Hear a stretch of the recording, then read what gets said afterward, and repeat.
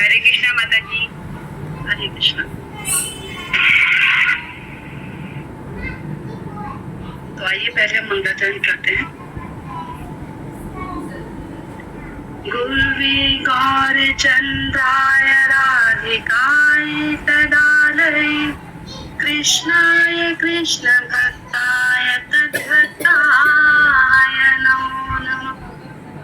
वाञ्छाकल्पतरुभ्यश्च कृपा सिन्धुभ्य एव च पतितानां पावनेभ्यो वैष्णवेभ्यो नमो नमः।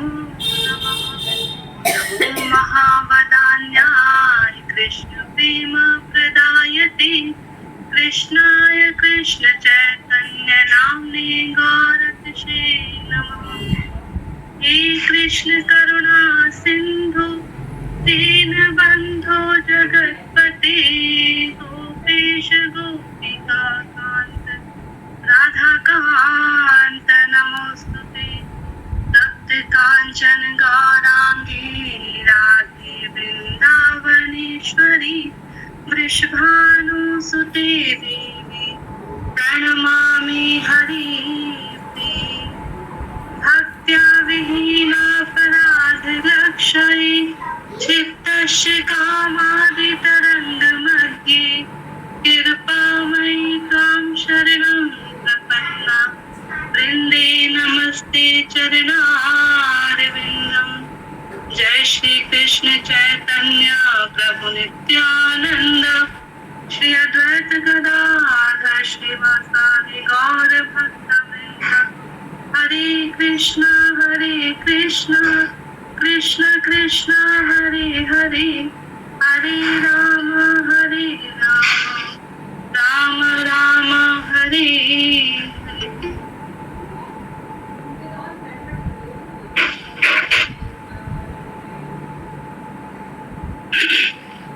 हरे कृष्णा। तो कैसे हैं आप सभी? इस कली काल में बिना भगवान की कथा की पूछना कि आप सभी कैसे हैं, हास्यप्रद लगता है, क्योंकि बिना भगवान के नाम के, उनकी कथाओं के हम कभी सुखी नहीं रह सकते। जितना मर्जी जोड़ तोड़ कर ले, नहीं रह सकते, क्योंकि भगवान ने तो स्वयं कहा है कि मैं इस जगत का रचयिता हूँ और इस जगत को मैंने एक दुखालय रूप में रचा है। दुख ही दुख है इस जगत। तो तुम सुखी तब रह सकते हो जब तुम मेरे चिन्मय अंश मुझसे संपर्क में रहो, यानी मेरी छत्र छाया में रहो, है ना। तो आइए श्रीमद् भागवत गीता, जो कि श्री विश्वनाथ चक्रवर्ती पाद की टीका है, हम उसका श्रवण करने जा रहे हैं। दूसरा अध्याय है ये। पिछले सप्ताह हम लोगों ने सुना था कि अर्जुन भगवान श्री कृष्ण से समाधि में स्थित व्यक्ति के लक्षण के बारे में पूछते हैं कि जो व्यक्ति समाधि में स्थित हो चुका है उसके क्या लक्षण है, मन से भी और तन से भी, मतलब मानसिक रूप से भी कैसे पता चले कि वो समाधि में स्थित है, और बाहरी रूप से देखने में भी कैसे पता चले कि वह व्यक्ति समाधि में स्थित है। तो जो मन से समाधि में स्थित है उसके बारे में भगवान बताते हैं कि जिस व्यक्ति ने अपनी समस्त कामनाओं को त्याग कर दिया हो, वही व्यक्ति मन से समाधि में युक्त कहा जाता है।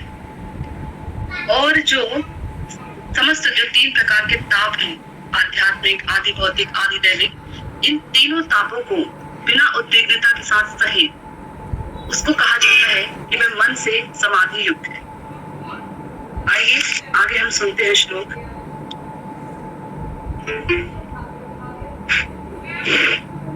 दुखेषु अनुद्विग्मना सुखेषु विगतस्पृहा वितराग भय क्रोधा स्थिति मुनिरुच्यते। अर्थात जो आध्यात्मिक आदि तीनों तापों के उपस्थित होने पर उद्विग्न नहीं होते, सुख प्राप्त करने पर सुख में स्पृहाहीन रहते हैं, राग भय तथा क्रोध से रहित, ऐसे मुनि स्थित प्रज्ञ कहलाते हैं। ये पिछले सप्ताह हमने श्लोक लिया था। इसमें श्लोक तो लगभग हो ही चुका था, इसमें 1-2 उदाहरण है। भक्तों को हम कैसे छोड़ सकते हैं जब भगवान कुछ बताने जा रहे हों। तो इसमें जो उदाहरण है कि ऐसा व्यक्ति जो समाधि में स्थित है मन से, मुनि है, वो स्थित प्रज्ञ कैसे है? जिस प्रकार महाराज युधिष्ठिर थे। महाराज युधिष्ठिर कैसे थे? सारा राजपाट धृतराष्ट्र की आवाजाही में, धृतराष्ट्र के सम्मुख ही महाराज युधिष्ठिर से छीन दिया गया उनके पुत्रों द्वारा, दुर्योधन आदि जो उनके 100 पुत्र थे उनके द्वारा, और उनको वन में भेज दिया गया। एक साल का अज्ञातवास भी दिया गया, 14 वर्ष लगभग पूरे हुए। उसके साथ ही साथ जब वो महल में रही, उस समय भी उनकी वधू पर, कुंती महारानी जी की जो वधू थी द्रौपदी जी, उन पर भी अत्याचार किए। 5 पांडवों पर भी अत्याचार किए। भीम को भी, जो उनके बहुत ही प्रिय भाई हैं, अनुज भाई भीम, उनको विष देने कर मारने का प्रयास किया। तो बहुत सारे ऐसे कृत किए दुर्योधन ने, जो सही नहीं। अपने व्यक्ति के ऊपर ये सब किया जाए तो अपने करने वाले को कभी क्षमा नहीं करेगा। परंतु महाराज युधिष्ठिर कैसे थे कि इतना सब होने के बाद भी जब महाभारत का पूरा युद्ध समाप्त हो जाता है तो बड़े दुखी हो जाते हैं, ये सोचकर कि जितनी भी स्त्रियां हैं ये सब मेरी वजह से विधवा हुई है, इनके शोक का कारण मैं हूँ, ये सोचकर बड़े दुखी हो जाते हैं महाराज युधिष्ठिर। और धृतराष्ट्र जी को अपने घर रखते हैं, अपने महल में रखते हैं, और ठीक उसी प्रकार से रखते हैं जिस प्रकार से अपने पिता यानी पांडु को रखते हैं। बिल्कुल स्नेहवत, पितावत उन्हें प्रेम करते हैं महाराज धृतराष्ट्र को। और जितने भी क्रियाकलाप हैं, कोई भी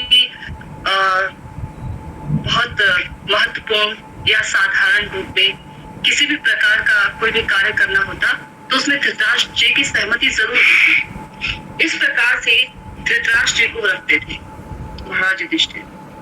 चाहते तो नहीं भी रखते, इसमें धृतराष्ट्र जी क्या कर सकते हैं।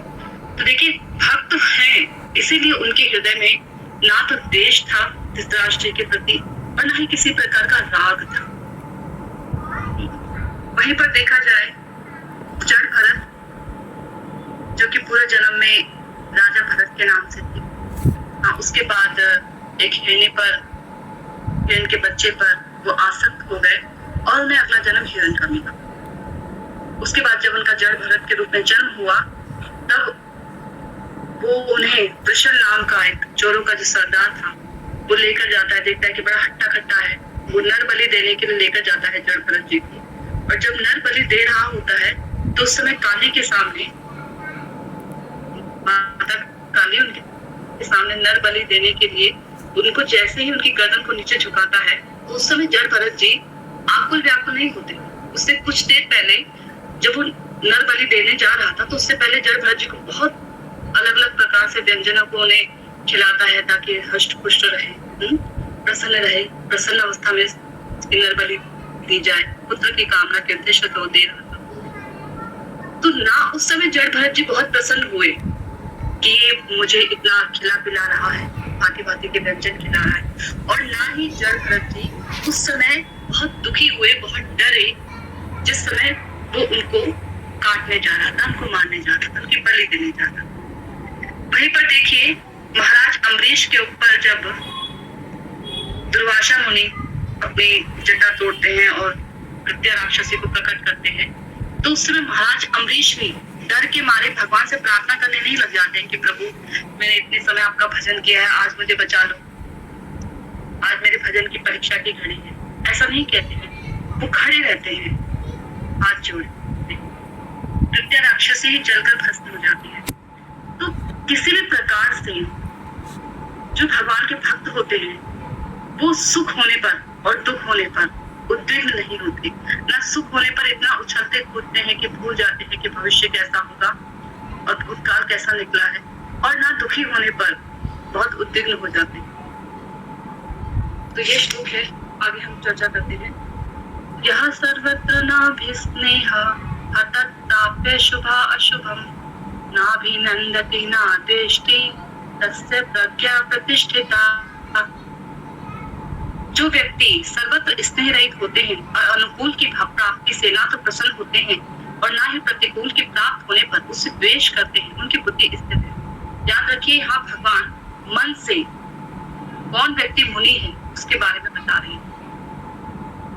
जो व्यक्ति सर्वत्र स्नेह रहित होते हैं, दो प्रकार का स्नेह होता है, इस जगत में और इस जगत से बाहर।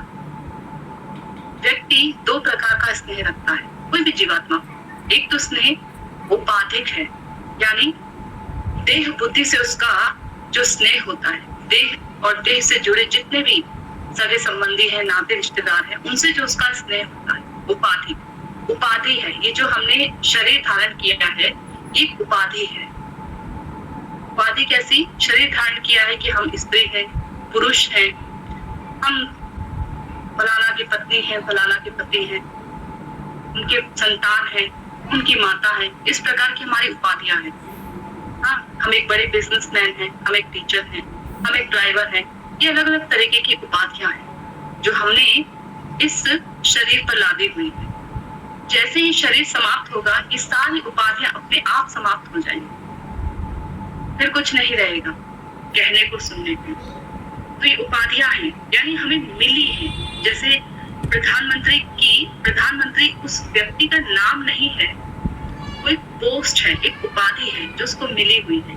जैसे ही वो उस प्रधानमंत्री के पद से निरस्त हो जाएगा, वैसे ही उसका जो नाम है वही रहेगा और उसको फिर प्रधानमंत्री के नाम से कोई नहीं बुलाएगा। ऐसे ही जब हम इस शरीर से निरस्त हो जाएंगे, यानी मृत्यु हो जाएगी, जिसे हम साधारण भाषा में कहते हैं मृत्यु, शरीर छूट जाएगा हमसे, तो हमारी उपाधियां भी इस शरीर के साथ समाप्त हो जाएंगी। जैसा जन्म होगा अपने कर्म के अनुसार, ठीक उसी प्रकार की हमारी नई उपाधि हो जाएगी। पक्षी बने, पक्षी में कौवा बने, उपाधि हो गई कि ये कौवे का शरीर है, हम एक कौवा है ना। तो इस प्रकार की अनेक उपाधियां इस शरीर के कारण होती है। तो कह रहे हैं जो, और दूसरी है निरुपाधि। निरुपाधि यानी कि जिसकी कोई उपाधि नहीं होती, वो है जीवात्मा। जीवात्मा की कोई उपाधि नहीं है, केवल एक, क्या कि वो शाश्वत रूप से भगवान का नित्य दास है और इसी में उसको प्रसन्नता हासिल होगी। हम देखते हैं साधारण रूप में कि प्रत्येक जीवात्मा, आप अपने आसपास भी देखिए जरा, मनुष्य जीवन विचारने के लिए है, विचार कीजिए, आसपास देखिए कि जितनी भी जीवात्माएं हैं वो कुछ ना कुछ, कहीं ना कहीं, किसी ना किसी की सेवा करती हुई मिलेंगी, प्रेम करते हुए मिलेंगी। प्रेम का दूसरा पर्यायवाची ही सेवा है। जिससे हम प्रेम करते हैं उसकी सेवा हम करते ही करते हैं। जिससे हम प्रेम नहीं करते उसकी सेवा हम नहीं करते। कर्तव्य की बुद्धि से कर सकते हैं, परंतु उसमें क्या है, थकान है, मन का उच्चाटन है, स्थिरता नहीं है। लेकिन जिससे हम प्रेम करते हैं उसके लिए कोई थकान नहीं होती है, उसके लिए मन का उच्चाटन नहीं होता है, मन की स्थिरता रहती है। और हम इसकी सेवा करें और हम इसकी सेवा करें, क्या करें ऐसा कि खुश हो जाए। जो पत्नी अपने पति से बहुत प्रेम करती है, वो पत्नी सोचती है क्या आज मैं ऐसा बनाऊं कि मेरे पति प्रसन्न हो जाए, खुश हो जाए। क्या मैं अपनी पत्नी के लिए ऐसा लेकर जाऊं कि मेरी पत्नी खुश हो जाए। क्या जो मैं ऐसा करूं कि वो खुश हो जाए। तो जिससे हम प्रेम करते हैं उसकी हम सेवा करेंगे ही करेंगे। एक माता अपने बच्चे से बहुत प्रेम करती है। जब बच्चा बहुत छोटा होता है ना, तो अपने बच्चे से बहुत प्रेम करती है। तो माता रात भर जगती है। कुछ बच्चे ऐसे होते हैं जो रात भर जगते हैं, रात भर रोते रहते हैं। तो माता उस समय रात भर जगती है अपने शिशु के पालन में। पूरा घर परिवार सोया रहता है, माता रात भर जगती है। क्यों? उसको वो बोझ नहीं लगता अपने पुत्र के लिए जगना, वो उसका प्रेम है। ऐसे ही जिससे हम प्रेम करते हैं उसकी हम सेवा करते ही करते हैं। सेवा बिना रह ही नहीं सकते। ऐसा है, हम किसी से कहें हम तुमसे बहुत प्रेम करते हैं और करें उसके लिए कुछ ना, तो ये काहे का प्रेम है ना। तो एक निरुपाधिक प्रेम होता है, निरुपाधिक स्नेह, जो जीवात्मा परमात्मा से ही कर सकती है और अन्य किसी और से नहीं। और अन्य किसी और से आशा होती है कि मैंने इसको प्रेम किया तो ये बदले में मुझे प्रेम करे, मैंने इसको कुछ दिया तो ये बदले में मुझे कुछ दे। अगर आप किसी को देते रहो, सामने वाला लेता रहे, तो एक दिन आपका देना बंद हो जाएगा, फिर आप उसे लंबे समय तक नहीं दे पाएंगे। हाँ, वो भी आपके साथ वैसे ही आदान प्रदान कर रहा है, तभी आपका इस संसार का जो प्रेम है वो स्थिर रहे कुछ समय के लिए, जब तक शरीर है या जब तक वो अवस्था है। तो निरुपाधिक और उपाधिक दो प्रकार के स्नेह होते हैं। भक्त जो होते हैं वो उपाधिक स्नेह नहीं करते हैं। यहाँ पर उन भक्तों की बात हो रही है जो महाभागवत होते हैं, जो भाव अवस्था के स्तर को प्राप्त कर चुके हैं, उन भक्तों की बात है। यहाँ तक कि जो आसक्ति के स्टेज पर भी पहुंच चुके हैं। याद रखिए, जब कोई सौभाग्यशाली जीवात्मा अनर्थ जो हमारे बहुत बड़े होते हैं उनको पार करना बहुत जन्म का खेल होता है, बहुत मुश्किल से, और बहुत जल्दी इन अनर्थों से छुटकारा हो सकता है यदि हम पर भगवत कृपा और किसी वैष्णव जन की कृपा होगी। भगवत कृपा का असली जो अर्थ होता है वो किसी वैष्णव की कृपा को ही प्राप्त करना होता है। भगवान यदि सच में कृपा करते हैं, एक बहुत सुंदर श्लोक है, श्लोक का मीनिंग है, श्लोक का मीनिंग है कि जब भगवान किसी पर कृपा करना चाहते हैं, यानी कि जब किसी व्यक्ति के इस संसार से पार होने का समय आता है, तो भगवान उस पर कृपा करते हैं। कैसे कृपा? उसे भक्तों का संग दिलाते हैं। अब इन भक्तों के संग में खास बात क्या है? तो भक्तों के संग में हमें भक्ति करने के विषय में पता लगता है।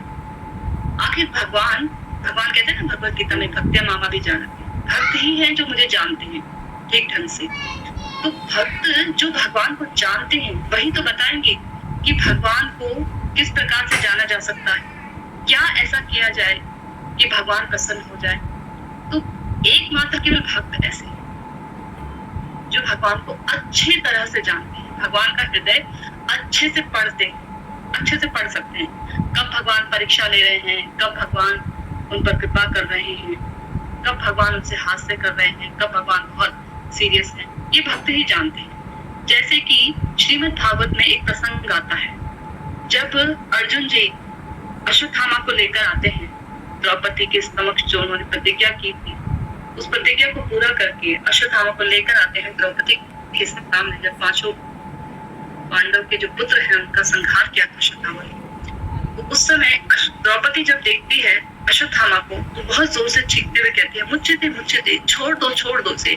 इस प्रकार से असहाय अवस्था में हाथ बंधे हुए और घसीटते हुए अश्वत्थामा को लेकर आते हैं, शिविर के अंदर लेकर आते हैं अर्जुन जी। तो द्रौपदी का हृदय बहुत कोमल होता है, भक्त है ना भगवान की, तो वो उन्हें कहते हैं कि इन्हें छोड़ दो, मेरे तो संतान मरे हैं और मेरे पति अभी जिंदा है। ये जो अश्वत्थामा है, इनके जो पिता है द्रोणाचार्य, वो तो मारे जा चुके हैं।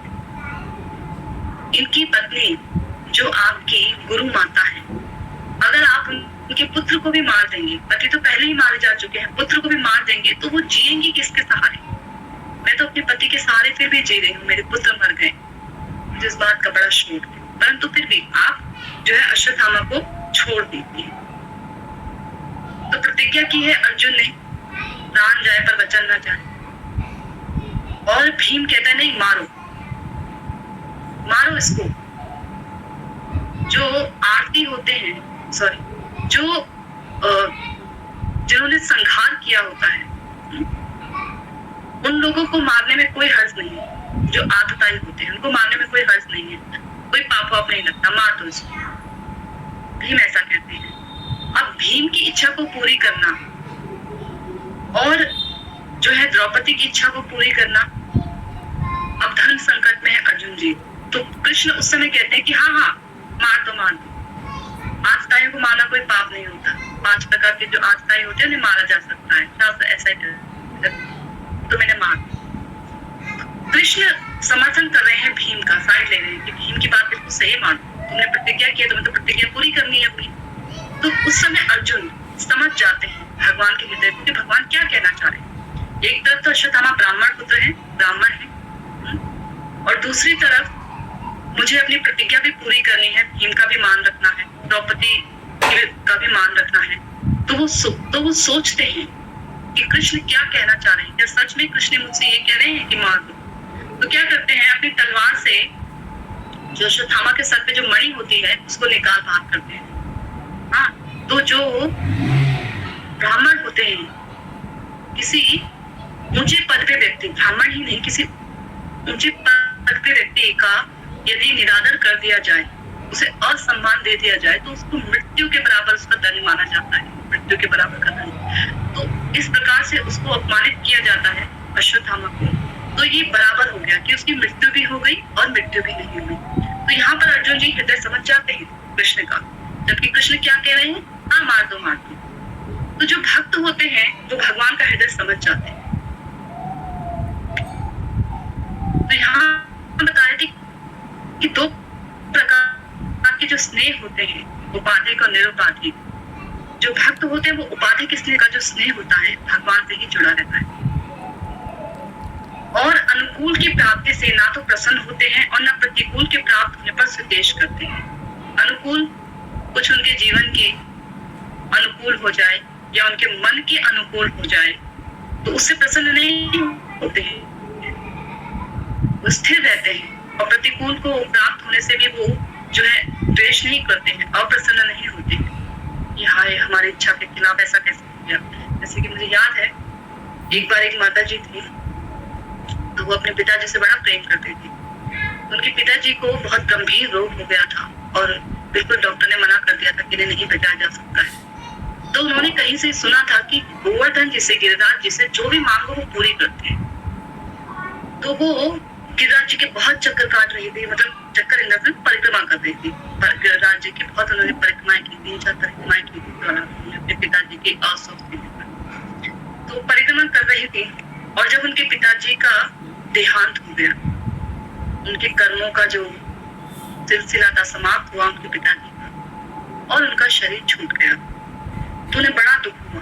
उन्होंने अपने घर में छोटे से लड्डू गोपाल रखे, जिनको वो नहलाना खिलाना सेवा क्या करते थे। तो उनको बड़ा गुस्सा आया, बताओ मैंने इतना मांगा इनसे, हाँ इतना मैं रोई इनके सामने, रोज इनके सामने खड़े होकर दिया बाती किया और इतनी बार परिक्रमा की, मन्नतें मांगी, और इन्होंने जो है मेरे पिताजी को हो गया। तो उन्हें बड़ा गुस्सा आया। उन्होंने क्या किया, अपने छोटे से जो लड्डू गोपाल हैं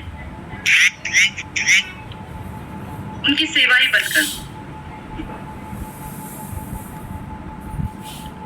उनकी सेवा करना ही बंद कर दिया, मंदिर का दरवाजा ही बंद कर दिया और बोला आपसे मैं इनकी सेवा ही नहीं करूंगी। कितने साल, 2-3 साल लगभग उनको गुजर गए। उसके बाद कभी किसी भक्त से उनकी मुलाकात हुई, उन्होंने समझाया तो उनको फिर अक्ल आई और उन्होंने फिर दोबारा से शुरू किया। तो कहने का तात्पर्य ये है कि जो भक्त होते हैं, यथार्थ में जो भक्त होते हैं, सच में जो भक्त होते हैं, वो प्रतिकूल के प्राप्त होने पर भी द्वेष नहीं करते हैं, अप्रसन्न नहीं हो जाते हैं कि हाँ ऐसा क्यों हुआ हमारे जीवन में। मन के अनुकूल हो चाहे प्रतिकूल, क्योंकि मन क्या है, मन हमारा एक सूक्ष्म शरीर है। मन सूक्ष्म शरीर है, मन का कार्य है इच्छा करना, वो इच्छाएं करता है, वो इंद्रियों से रस लेता है।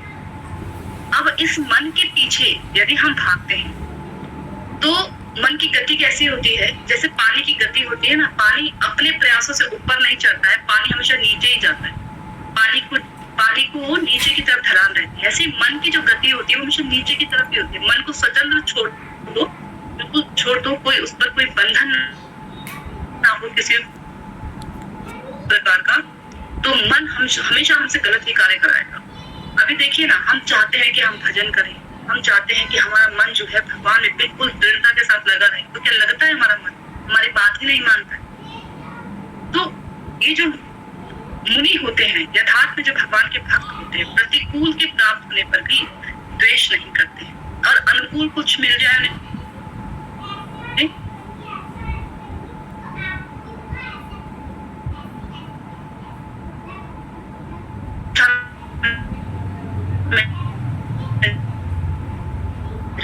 उसमें भी बिल्कुल छूट जाए तो उसमें भी दोष नहीं। उनको सबसे पता है, जब श्री रामानंद राय, चैतन्य महाप्रभु रामानंद राय से गोदावरी के तट पर प्रश्न पूछते हैं कि बताओ राय रामानंद, सबसे बड़ा दुख क्या है इस संसार का। तो राय रामानंद जी उत्तर देते हैं कि महाप्रभु, सबसे बड़ा दुख इस संसार में भक्तों का विरह है। भक्तों से वियोग हो जाए तो वही सबसे बड़ा दुख है, उसके अलावा कोई दुख नहीं है। उसके अलावा दुख आते हैं, कुछ समय के बाद चले जाते हैं। दुखों की स्थिरता नहीं रहती, जैसे सुखों की स्थिरता नहीं रहती है। कोई व्यक्ति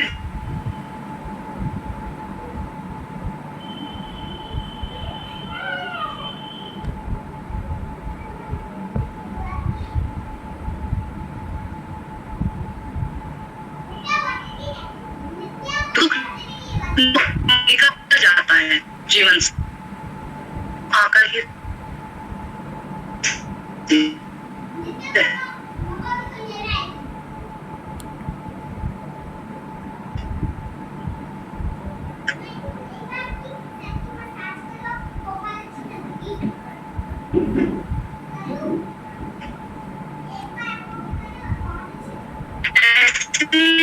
दुख बन करके रोग है, वही सबसे बड़ा दुख है। क्यों? क्योंकि भक्त ये नाराज हो गए तो हमें भक्ति के विषय में बताएगा कौन? जो हम बताएगा हम पर कौन अमृत की वर्षा करे? सुंदर विश्वनाथ चक्रवर्ती पाल जी का बड़ा सुंदर गुरुवार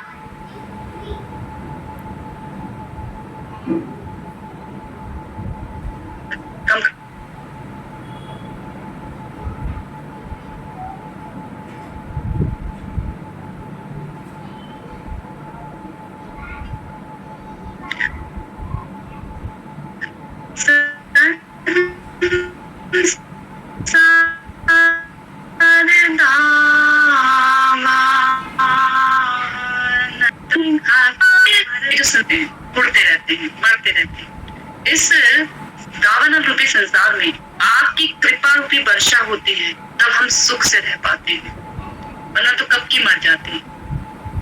गोपियां भी कहती हैं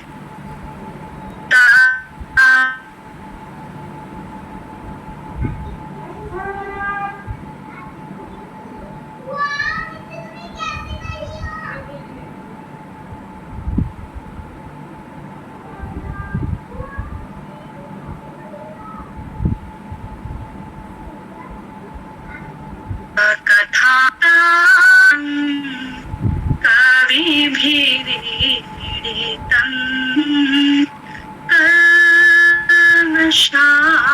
कंगाल कृष्ण कृष्ण बलि धाई तवा पाछे पाछे। आपके पीछे पीछे हम कृष्ण कृष्ण बोलते हैं, पर हमारे जीवन में ऐसे कैसे सामर्थ तो मन नहीं है कि भगवान का नाम निरंतर ले सके। और जब तक हमारी ये समस्त इंद्रियां निरंतर भगवान की सेवा नहीं करेंगी, तब तक भूल जाइए कि कभी भगवान की हमें अनुभूति होगी।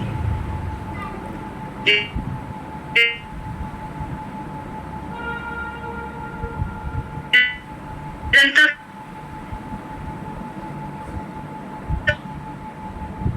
जरूरी है।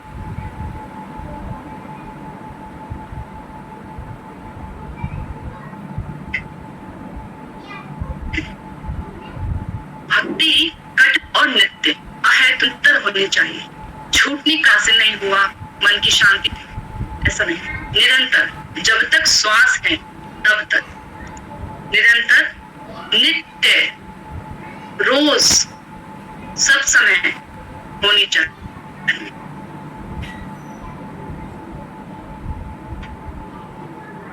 और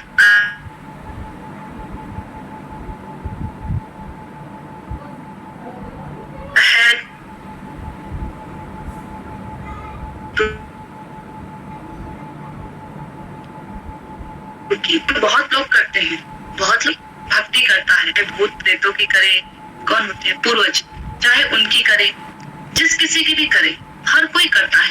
ऐसा कोई नहीं है जो नास्तिक हो।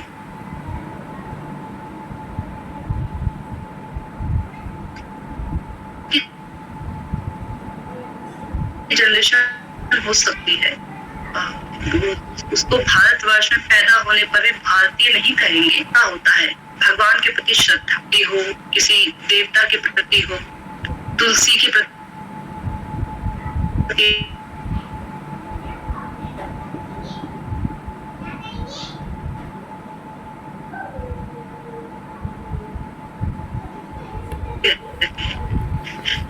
लेकिन ये भक्ति कैसी होती है? अधिकतर लोगों की हेतु की सब रहे, संकट ना आए, धन धान्य आता रहे। आरतियां भी ऐसी बन जाती हैं, आरती जो हम करते हैं वो भी ऐसी बन जाती है।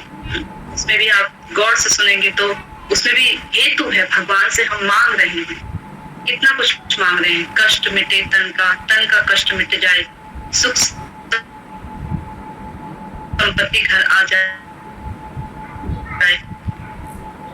तो मांग रहे उस समय भी भगवान। तो कहने का तात्पर्य है कि जो भगवान के भक्त होते हैं, प्रतिकूल अनुकूल जो कुछ भी आ जाए परिस्थिति, उसमें स्थिर रहते हैं, उनकी बुद्धि सब समय स्थिर रहती है। आइए अगला श्लोक लेते हैं, फिर उसके बाद 2 प्रश्न आए किसी के, उन पर चर्चा करते हैं। मन से समाप्त हो गया, भगवान जो मानसिक रूप से बता रहे हैं कि कैसे समाधि में व्यक्ति जो गया उसके लक्षण होते हैं। अब भगवान तन से शुरू करें, बड़ा ही अच्छा टॉपिक है। यदा संहरते चायं कूर्मो अंगानेव सर्वशः इंद्रियाणि इंद्रियार्थी अभ्यस्तस्य प्रज्ञा प्रतिष्ठिता। कछुआ जिस प्रकार अपने अंगों को इच्छानुसार अपने कवच के अंदर कर लेता है, उसी प्रकार जब ये मुनि भी अपनी इंद्रियों को इंद्रिय ग्राह्य विषयों से खींच लेते हैं, तब वे स्थित प्रज्ञ कहलाते हैं। अब इंद्रियों का बता रहे हैं शारीरिक रूप से कैसे समझा जाए, बाहरी दृष्टि से देखने में कि ये व्यक्ति मुनि है, शुद्ध भक्त है। तो बता रहे हैं कि कछुए का उदाहरण भगवान दे रहे हैं कि कछुआ होता है जब उस पर कोई संकट आता है तो क्या करता है, अपनी समस्त इंद्रियों को, अपने मुख को, हाथ पैरों को, अपने जो उसका कठोर जो शैल होता है, उसका जो पीठ होता है, उसके अंदर छुपा लेता है। कवच की तरह काम करता है, इतना कठोर होता है कि कितना भी मारो, कितना भी उसको कूटो, वो टूटता नहीं है। उसको कोई अंदर उसके जो इंद्रियां, उसको कोई फर्क नहीं पड़ेगा। तो कह रहे हैं कि जिस प्रकार कछुआ अपनी इच्छा के अनुसार अपने अंगों को अपनी इच्छा से, किसी और के दबाव में आकर नहीं करता है, अपनी इच्छा से अपने अंगों को कवच के भीतर कर लेता है, उसी प्रकार जो मुनि होते हैं, जो भक्त होते हैं, वो क्या करते हैं, अपनी इंद्रियों को, जब इंद्रियों का विषय सामने आता है तो अपनी इच्छा से खींच लेते हैं। कहने का तात्पर्य है जो भक्त हैं, जो शुद्ध भक्त हैं भगवान के, जब उनके सामने इंद्रियों का विषय आता है, हमारे सामने जब इंद्रियों का विषय आता है तो हम फिसल जाते हैं। आज हमने प्रतिज्ञा की, प्रभु आज से हम जो कुछ भी पाएंगे, जो कुछ भी आहार ग्रहण करेंगे, उस सब कुछ आपको भोग लगा कर सब कुछ। अब एक दिन चला ये नियम, दूसरे दिन क्या हुआ, कुछ ऐसी स्थिति परिस्थिति बन गई कि सुबह से भूखे रहे, बाहर हैं, सुबह से भूखे, कुछ खा नहीं पाए, बाहर है, घर में अभी जा नहीं सकते, बाहर काम, तो क्या करेंगे, वो नियम हमसे टूट जाए, बाहर पा लेंगे, वो अलग बात है, हम भगवान का स्मरण कर लिए, पर नियम टूट जाए। अब हमने मान लीजिए भगवान ये कहा, ये हमने नियम बनाया अपने जीवन में कि भगवान के अतिरिक्त हम कोई और अन्य चर्चा, विषय व्यक्तियों से नहीं करेंगे, तो ये भी संभव नहीं हो पाता। आए दिन इतने लोगों से घुलना मिलना पड़ता है कि विषय चर्चा हो जाती, तो वो नियम भी धरा का धरा रह जाता है। हाँ, ये नियम लेंगे कि अब हम बैठे हैं ना, अगले 1 घंटे तक केवल आप ही का नाम लेते रहेंगे, इधर उधर नहीं देखेंगे, बिल्कुल नहीं, ना फोन देखेंगे, नाम कहाँ पीछे रह, मन हमारा कहाँ भागकर चला गया मालूम नहीं, जीवा नाम रट रही है नहीं रट रही है पता नहीं, किसी का मैसेज आया तो फोन उठाकर देखने लग गया, जीवा ने नाम करना बंद कर दिया। तो इंद्रिय का विषय सामने आते ही हम भूल जाते हैं भगवत सेवा। लेकिन जो भक्त होते हैं वो क्या करते हैं, उनके सामने यदि इंद्रियों का विषय सामने आता भी है तो उससे प्रभावित नहीं होते और अपनी इंद्रियों को उस प्रकार से खींच लेते हैं इन द सेंस उन विषयों की तरफ जाने नहीं देते अपनी इंद्रियों, जो विषय भोग करे। वो विषय भोगते नहीं हैं, लेकिन हम बरबस हम इतने ज्यादा लाचार हो जाते हैं, स्थितिवश कह लो, परिस्थितिवश कह लो या मन के वश कह लो, कि हम अब हमारी जो इंद्रियां हैं वो बड़ी ही तीव्र गति से चली जाती है।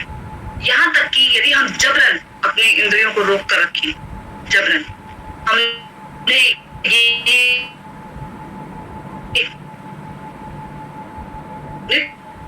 नियम लिया कि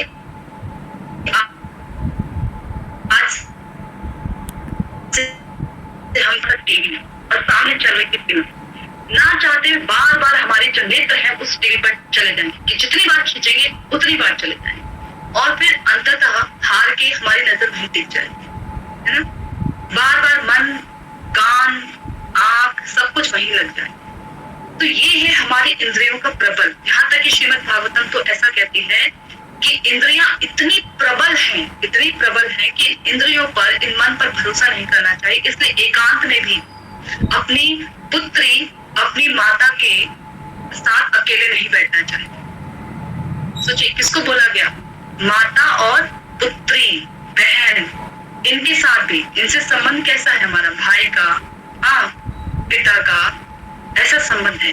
बोला अकेले में इंद्रियां इतनी प्रबल हैं, इतनी वेगवान हैं कि अकेले में भी इनके पास, मतलब अकेले में इनके पास नहीं बैठना चाहिए।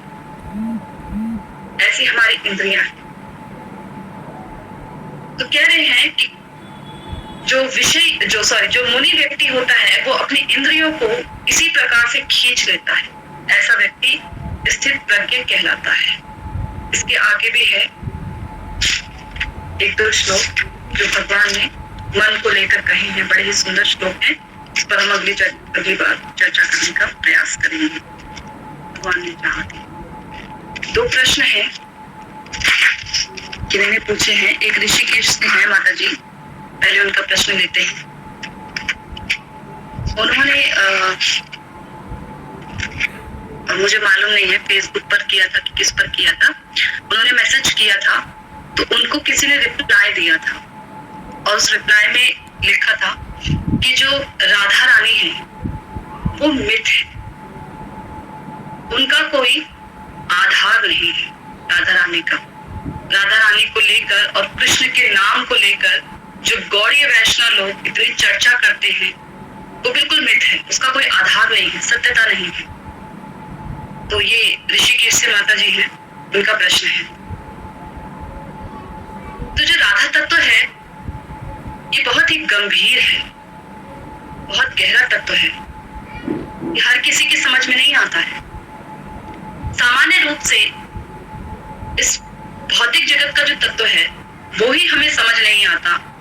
ये सूर्य कैसे समय पर उगता है, कैसे चंद्रमा समय पर आता है, 15 दिन अमावस लेकर 15 दिन पूर्णिमा लेकर, सब कुछ कैसे समय पर होता है।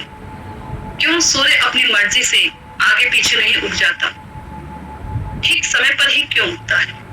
मौसम क्यों सब समय पर आते हैं, ग्रीष्म ऋतु, फिर उस पर वर्षा ऋतु, इस तरीके से क्यों समय पर आते हैं, क्यों अपनी मन मर्जी से आगे पीछे नहीं होते। क्यों ये जो ब्रह्मांड है हवा में टिका हुआ है, ये गिर क्यों नहीं जाता, ये सब क्यों है। हमारे सर के ऊपर सैकड़ों तारे हैं, ये हमारे पर क्यों नहीं गिर जाते। कोई तो है, एक बहुत सुंदर एक गाना है, ये कौन चित्रकार है, सुना होगा आप लोगों ने कभी, ये कौन चित्रकार है। तो ये ऐसा कौन व्यक्ति है जिसने फूलों में, पत्तियों में रंग बिरंगे रंग भरे हैं, कितने सुंदर सुंदर पहाड़ रचे हैं जिनकी नकल करके हम कॉपियों में, किताबों में उतारते हैं। तो जब इतना छोटा सा, ये तो एक ब्रह्मांड की बात है, ऐसे तो सैकड़ों करोड़ों अरबों खरबों ब्रह्मांड भगवान के रोम कूपों से निकलते हैं। पलक झपकने की देरी तक ही रहते हैं और जैसे ही भगवान पलक एक श्वास बाहर फेंकते हैं, बाहर को श्वास किया तो सारे ब्रह्मांड निकलते हैं। एक भगवान ने श्वास अंदर लिया, सभी ब्रह्मांड उनमें समा जाते हैं। इतनी सी देरी के लिए ये अनंत कोटि ब्रह्मांड रहते हैं और ऐसे भगवान के नाम को जब हम उन भगवान की शक्ति को पहचान नहीं पाते हैं, इस छोटे से ब्रह्मांड की क्रियाकलाप को नहीं समझ पा रहे हैं, तो जो राधा तत्व है उसको हम कैसे समझ सकते हैं? एक बहुत सुंदर श्लोक है, ये भगवान इति शब्द थे, अर्थात भगवान अपने आप को 3 प्रकार से प्रकट करते हैं, एक ब्रह्म के रूप में, एक परमात्मा के रूप में और एक भगवान के रूप में। जहां तक मुझे लगता है ये प्रश्न किसी ऐसे व्यक्ति ने पूछा है जो व्यक्ति ब्रह्मवादी है, मायावादी है, उसी ने भगवान के नाम के ऊपर और राधा रानी के अस्तित्व के ऊपर बात की है। तो छोटा सा जुगनू क्या जाने सूर्य की रोशनी कितनी प्रखर होती है, सूर्य की रोशनी का तेज क्या होता है। एक छोटे से जुगनू जो नॉर्मल सा एक बल्ब जल जाए तो वहां भी वो जुगनू नहीं दिखता है, तो बड़े से सूर्य के आगे वो जुगनू क्या दिखेगा, उसकी क्या हैसियत क्या है उसकी। जिस प्रकार एक सूर्य को उनकी रश्मियों से यानी कि किरणों से अलग नहीं किया जा सकता, कृष्ण को राधा रानी से अलग नहीं किया जा सकता, जिस प्रकार एक शक्तिमान को उसकी शक्ति से अलग नहीं किया जा सकता। हम शक्तिमान, हमारे अंदर हमारी शक्ति है कुछ भी कार्य करने की, उठने की, बैठने की, बोलने की, मैं बोल रही हूँ शक्ति, इससे मुझे अलग नहीं किया जा सकता। तभी किया जा सकता जब मैं ना रहूं। तो जब शक्तिमान से शक्ति को अलग नहीं किया जा सकता, तो कृष्ण को राधा रानी से अलग कैसे किया जा सकता है? और आग, अग्नि देखी है, अग्नि में कभी हाथ डाला है तो हाथ जला भी होगा। अग्नि को जब कभी उसकी ज्वलनशीलता से अलग नहीं किया जा सकता, तो भगवान श्री कृष्ण को श्रीमती राधा रानी से कैसे अलग किया जा सकता है?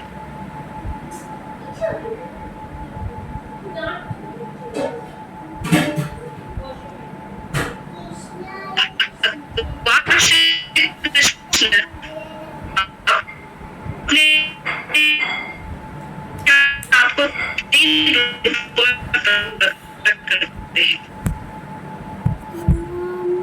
ब्रह्म के रूप में, परमात्मा के रूप में और ब्रह्म के रूप में भी भगवान की शक्ति नहीं रहती, ऐसा नहीं, पूरी तरह से शक्ति है। ब्रह्म जो है वो भगवान की अंग कांति है। जैसे सूर्य है, सूर्य की रोशनियां निकल रही है तो हम ये कह सकते हैं कि सूर्य भी है। अगर सूर्य की रोशनी है तो सूर्य भी है और सूर्य का मंडल भी है, सौर मंडल, सूर्य मंडल भी है। तो ऐसा नहीं है कि हम ये कहें कि सूर्य की रोशनी तो है परंतु सूर्य नहीं है, ऐसा कभी नहीं हो सकता। सूर्य है इसलिए रोशनी है, सूर्य है इसलिए उसकी रोशनी है। तो ब्रह्म भगवान की अंग कांति है। भगवान का इतना तेज निकलता है शरीर से, इतना तेज निकलता है कि जो उनका जो तेज है उसी को ब्रह्म कहा गया है शास्त्रों में। परमात्मा जो हमारे हृदय के अंदर सब समय निवास करते हैं साक्षी रूप में, और भगवान भक्तों के भक्त वात्सल्य से परिपूर्ण जो अपने भक्तों पर कृपा करने के लिए भगवान के रूप में प्रकट होते हैं। यम श्याम सुंदरम अचिंत्य गुण स्वरूपम, उन श्याम सुंदर के अचिंत्य गुण स्वरूप है। अचिंत्य जिसकी चिंतन आप नहीं कर सकते, अचिंत्य है। भगवान अपनी अघटन वैकेशित शक्ति के द्वारा सारे क्रियाकलाप करते हैं। तो जो राधा रानी है वो पूर्ण शक्ति है, पूर्ण शक्तिमान की पूर्ण शक्ति, और भगवान का नाम है किसने कहा उसका नाम नहीं। कोई व्यक्ति है उसका नाम नहीं है क्या? आपका नाम नहीं है, आपके पिता ने आपका नाम नहीं रखा, आपके पिता का कोई नाम नहीं था, आपके परदादा का कोई नाम नहीं था, उनका नाम है। साधारण जगत में सबका नाम है, तो क्या भगवान जो भगवान है उनका कोई नाम नहीं होगा। भक्त उनको अलग अलग नामों से पुकारते हैं। जैसे भक्तों का भाव है वैसे भक्त उन्हें उनके नामों से पुकारते हैं। यहाँ तक कि जो ब्रह्मवादी है, मायावादी भी हैं, वो भी भगवान का नाम लेते हैं मुक्ति की प्राप्ति के लिए। भगवान के नाम के बगैर मुक्ति नहीं मिलती, सिर्फ ज्ञान से मुक्ति नहीं मिल सकती है। भगवान का जब नाम वो लेते हैं, मेरे ही पास में आश्रम एक, जब मैं जाती हूँ परिक्रमा मार्ग पे, पास में ही आश्रम है, सोयम सोयम सोयम करके है, अहम ब्रह्मास्मि, मैं उसमें देख रही थी, अहम ब्रह्मास्मि ऐसे करके उसमें लिखा है। और भी बहुत कुछ लिखे हैं जो ब्रह्म के तत्व है वो लिखे हैं, ऊपर ही लिखे हुए हैं। तो जो वो ब्रह्मवादी है उनके वहां से भी मुझे ध्वनि सुनाई देती है भगवान के नामों की। तो क्या कहें, जो ऊपर लिखा है वो झूठ है या जो अंदर से सुन रहा है वो झूठ है। तो जो मायावादी भी हैं, जो ब्रह्मवादी भी हैं, वो मोक्ष प्राप्ति के लिए भी भगवान के नाम का सहारा लेते हैं। तो हम कैसे कह सकते हैं कि भगवान के नाम की अपनी कोई सत्ता नहीं है?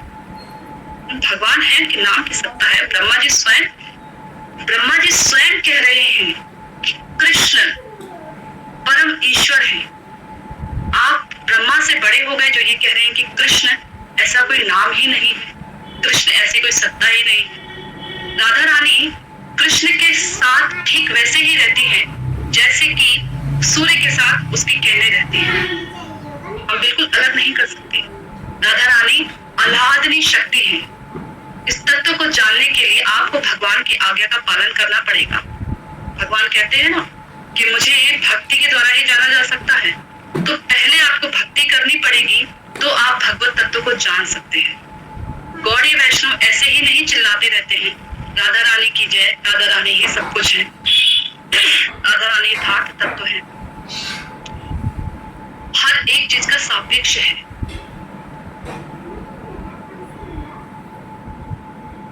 जैसे कि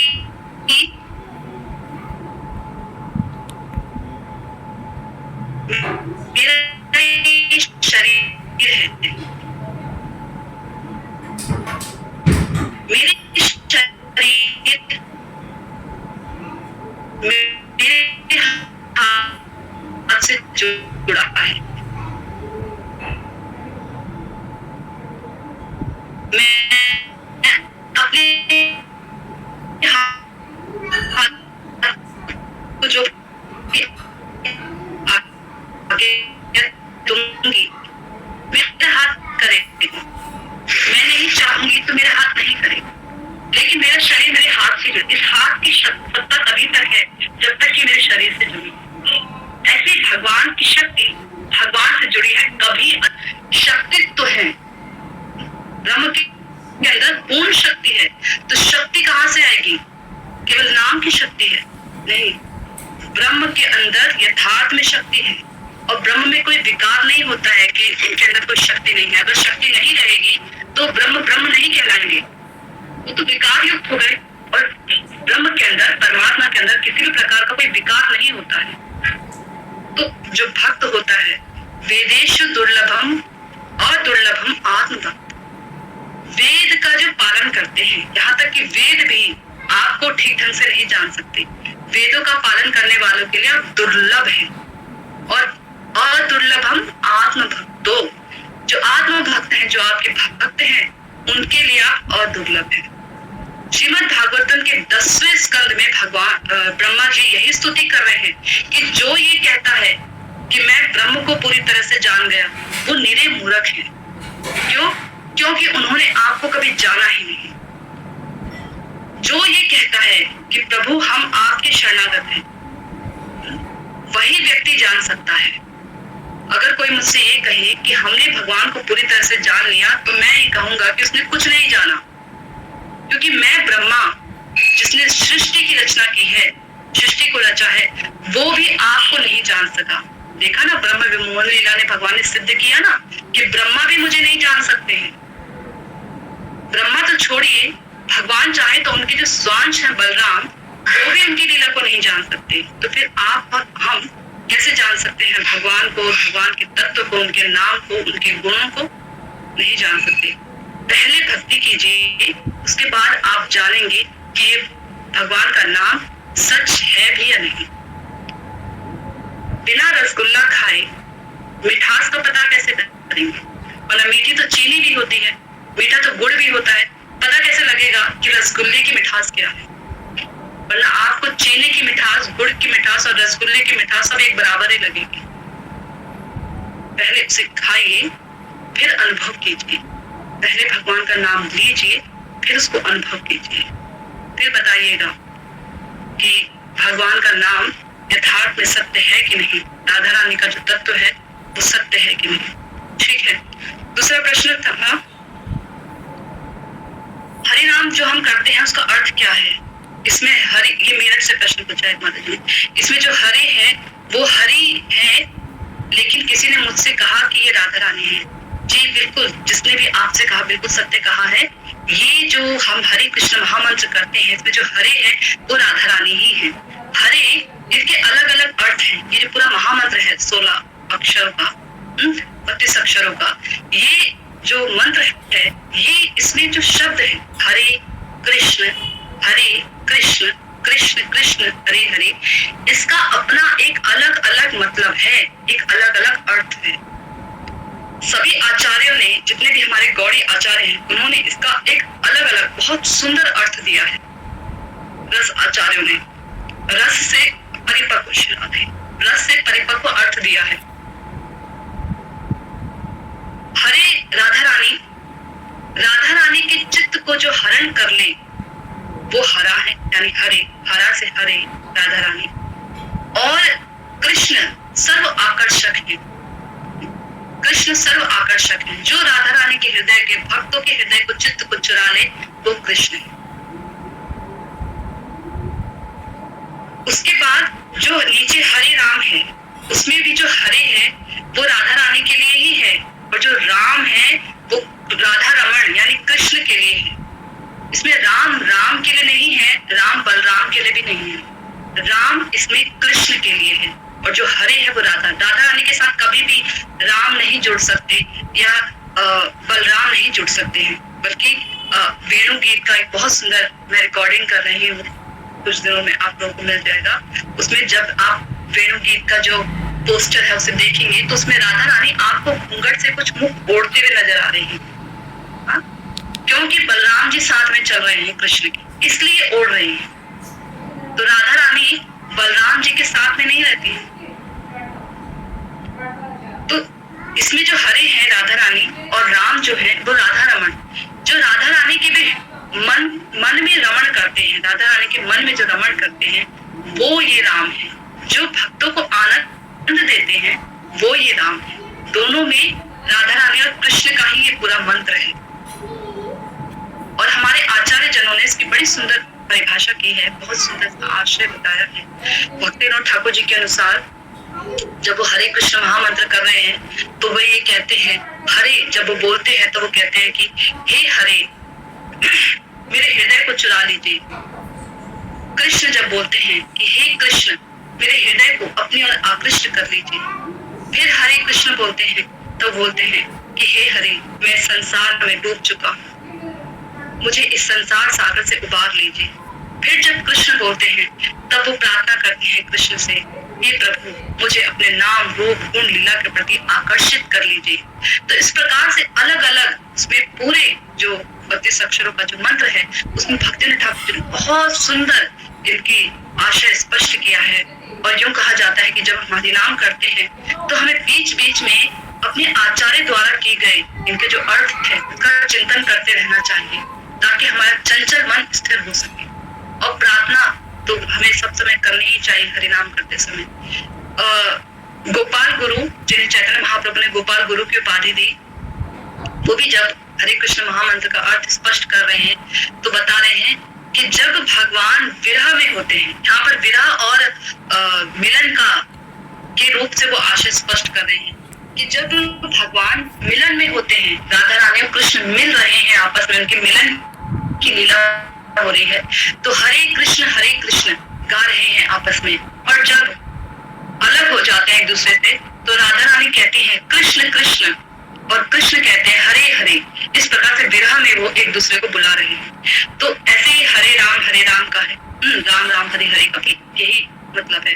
तो गोपाल गुरु जी के अनुसार ये इसका आशय। तो हमारे आचार्य ने जीव गोस्वामी पाद, रूप गोस्वामी पाद, हाँ, इन्होंने अलग अलग प्रकार से इस महामंत्र की बहुत सुंदर व्याख्या की है, बहुत अलग अलग तरीके से। आप लोग कभी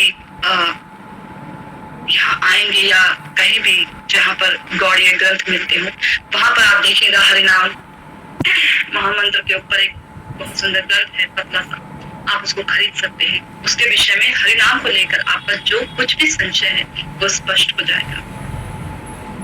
अन्य किसी का कोई प्रश्न है तो आप अपने प्रश्नों को लिख सकते हैं, भेज सकते हैं, पूछ सकते हैं। मुझसे जितना हो सकेगा मैंने वैष्णव के मुखारविंद से, आचार्यों से, ग्रंथों से, उनके लिखे गए ग्रंथों से जितना सुना है, जितना पढ़ा है, उसको मैं आपको बताने का प्रयास करूंगी। ठीक है, हरे कृष्णा। हरे कृष्णा माता जी। हरे कृष्णा माता। हरे कृष्णा माता जी। दंडवत प्रणाम।